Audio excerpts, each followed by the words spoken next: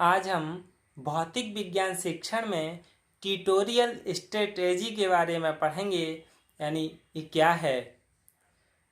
ये तो आज के समय की बहुत बड़ी समस्या है कि एक कक्षा में बहुत सारे बच्चे पढ़ते हैं, यानी 100 बच्चे भी पढ़ते हैं आज के समय में। और इन बच्चों के लिए यानी सब तरह के बच्चे होते हैं, कोई मंद बुद्धि होता है, कोई तीव्र बुद्धि, कोई प्रतिभाशाली बच्चा होता है, और इन सब के लिए एक समान रूप से पढ़ाना कठिन होता है। इसलिए ट्यूटोरियल अनुवर्ग यानी अनुवर्ग शिक्षण की बहुत ज़रूरत है। अनुवर्ग शिक्षण में क्या किया जाता है, जैसे एक तरह से ट्यूशन का ही रूप है जो 8-8, 10-10 बच्चों को करके पढ़ाया जाता है। इसे ऑटोक्रेसी भी कहते हैं। यह अनुवर्ग व्यूहरचना यानी अनुवर्ग क्या है, एक छोटा सा वर्ग है, यानी स्मॉल ग्रुप है। इसमें बहुत छोटे छोटे ग्रुप करके पढ़ाया जाता है। जैसे ये क्या है, पूरी एक क्लास है और इस क्लास में कितने बच्चे हैं, 60 बच्चे हैं।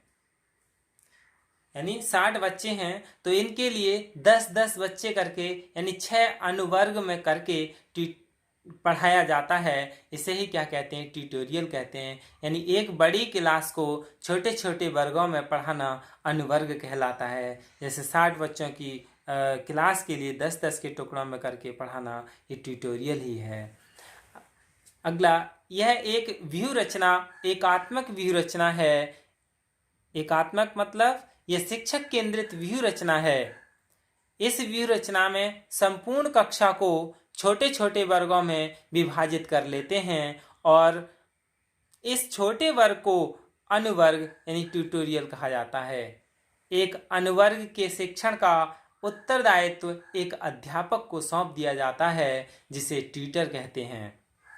यानी एक छोटे से अनुवर्ग के लिए अध्यापक के लिए सौंप दिया जाता है और जो उस छोटे वर्ग पर यानी अपना नेतृत्व करता है उसे ट्यूटर कहते हैं। अध्यापक व्यक्तिगत शिक्षण के द्वारा प्रत्येक छात्र की व्यक्तिगत समस्या को हल करने का प्रयास करता है।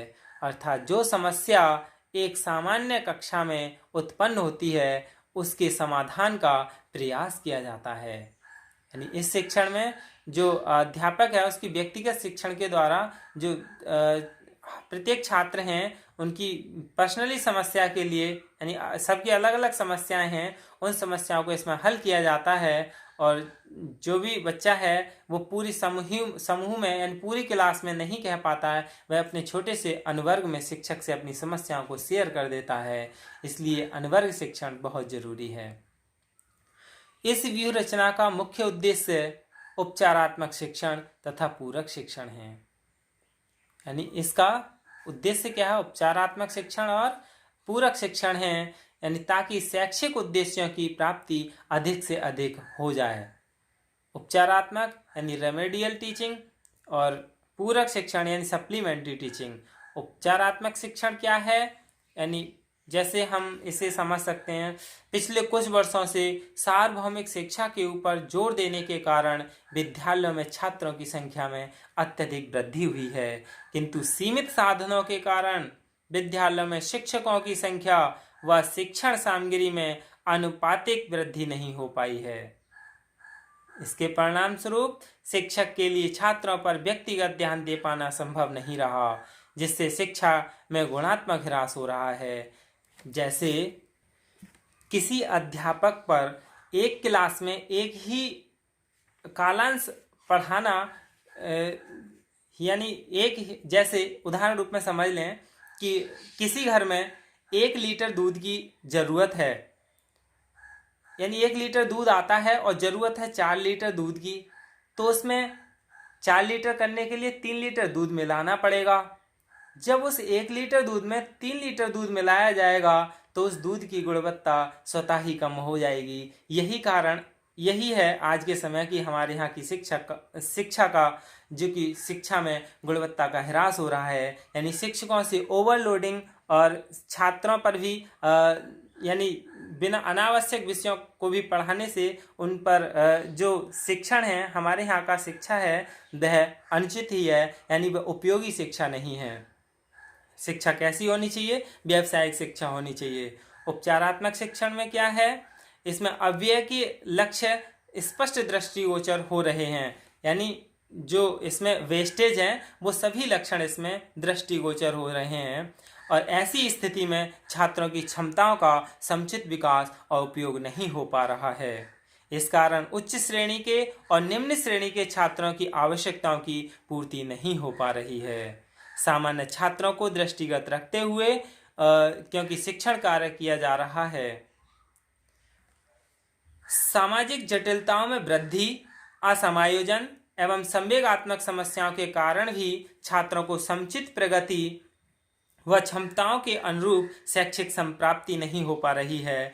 ऐसी विषम स्थिति उत्पन्न हो गई है जिसके कारण शिक्षा जितनी प्रभावी होनी चाहिए वह तो हो नहीं पा रही है, यानी पूर्ति की जा रही है, वरन पढ़ाई में पिछड़ेपन की समस्या उत्तरोत्तर चिंतनीय होती जा रही है। शिक्षा में व्यक्तिगत विभिन्नताओं का ध्यान न रख पाने के कारण धीमी गति से और तीव्र गति से सीखने वाले छात्र लाभान्वित नहीं हो पा रहे हैं। धीमी गति से सीखने वाला छात्र सामान्य गति से न सीख पाने के कारण कक्षा में पिछड़ता है, जबकि उच्च क्षमता वाला छात्र अधिक प्रक्रिया को अपनी गति के अनुरूप न पाकर ध्यान केंद्रित नहीं कर पाता और इस प्रक्रिया में महत्वपूर्ण सूत्रों को पकड़ नहीं पाता तो सामान्य छात्र से पिछड़ जाता है। ऐसे छात्रों के लिए उपचारात्मक शिक्षण जरूरी है, जिसमें छात्र और उसकी आवश्यकताएं केंद्र बिंदु होती हैं। यह बालक के स्वयं के स्तर से प्रारंभ करके उसे निरंतर अप्रेरित करता है, उसको क्षमतानुकूल वांछित शैक्षिक स्तर पर पहुंचाता है। इसके दो पक्ष हैं, निवारण पक्ष और संवर्धित क्षमता पक्ष, यानी रेमेडियल एस्पेक्ट्स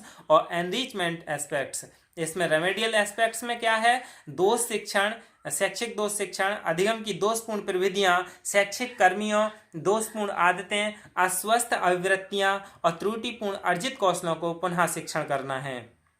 और दूसरा है एनरिचमेंट एस्पेक्ट्स। इसमें क्या है, इसमें अल्पार्जी की अंतर्निहित क्षमता के अनुरूप शैक्षिक स्तर को बनाए रखने के लिए उन आदतों का, आवृत्तियों, कौशलों का शिक्षण करना है जो उनके लिए अनिवार्य रूप से आवश्यक है। अनुवर्ग शिक्षण के हम गुण जान लें, यानी इस व्यूह रचना में अध्यापक और छात्र के बीच निकटता बढ़ जाती है, क्योंकि इसमें छोटे छोटे अनुवर्ग में करके पढ़ाया जाता है। जब 10 बच्चे एक शिक्षक के संपर्क में रहते हैं तो वह बहुत अच्छे से इन बच्चों के सारी बातें, अपनी समस्याओं को बता देते हैं, जिससे सीखना और सिखाना आसान हो जाता है। इससे छात्रों पर व्यक्तिगत रूप से ध्यान दिया जाता है। इसमें शिक्षक और छात्र के बीच उचित अंतःक्रिया होती है। यह कमजोर और प्रतिभाशाली दोनों ही प्रकार के छात्रों के लिए उपयोगी है। इसमें छात्र शिक्षक के समक्ष अपनी समस्याओं को प्रस्तुत करने में कोई संकोच महसूस नहीं करता है। इसके कुछ दोष भी हैं, डिमेरिट्स। एक शिक्षक के बल अपने विषय के संबंधित समस्याओं का समाधान भली भांति रूप से कर सकता है, यानी शिक्षक कभी कभी कुछ विशेष छात्रों पर ही अपना ध्यान केंद्रित करता है। यानी जैसे 10 बच्चे हैं, उसमें कोई उसका पर्सनल या विशेष बच्चा है, उस पर ही ज़्यादा ध्यान देता है। कुछ छात्र अन्य छात्र को कम बोलने देता है। शिक्षक को मनोविज्ञान का ज्ञान होना भी जरूरी है। प्रतिभाशाली या होशियार छात्रों को ट्यूटर की भूमिका देना उचित नहीं है, क्योंकि ट्यूटर इसे ठीक तरह से उपयोग में नहीं ला सकते हैं। अनुवर्ग शिक्षण के कुछ सुझाव हैं, यानी सजेशन, यानी शिक्षक को निष्पक्ष रूप से सभी छात्रों पर ध्यान देना चाहिए। सभी को बोलने का उचित अवसर दिया जाना चाहिए। अनुवर्ग निर्माण में मनोवैज्ञानिक सिद्धांतों के आधार पर बनाया जाए। शिक्षक को उनकी इस रुचियों और विशिष्टताओं के आधार पर ही कक्षा दी जाए। यही क्या है, अनुवर्ग शिक्षण है। धन्यवाद।